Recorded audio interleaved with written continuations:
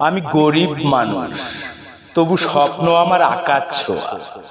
হাত দুটোই কেবল পরিশ্রম, আর চোখে লুকানো হাজার ব্যথার কথার বোঝা।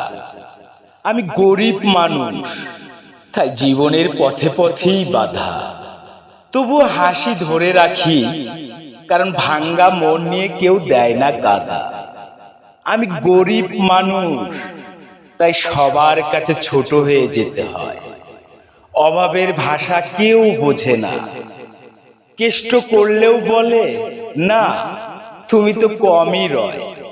আমি গরিব মানুষ, তাই দিনের শেষে ক্লান্ত শরীরেও লড়ে যায়, কারণ জানি সুখের আলো একদিন আমার ঘরেও ঠিক হাসিয়ে যাবে আমায়। আমি গরিব মানুষ, তাই আমার চোখের জল কেউ দেখে না, কিন্তু আল্লাহ জানেন হালাল রুজির পথের যোদ্ধা কখনো একা না।